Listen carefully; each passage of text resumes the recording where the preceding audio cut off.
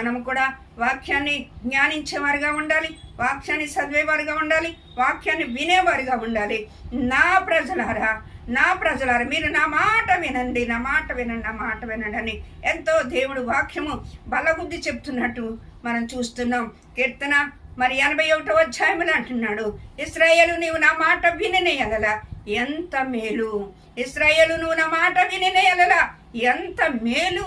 అవునండి, మనకు మేలు కలగ చేయటానికే దేవుడు మనలో ఉండటానికి దేవుడు ఇష్టపడుతున్నాడు. మనం ఏదో ఒక రోజు నీ లోకాన్ని విడిచి వెళ్ళాలి.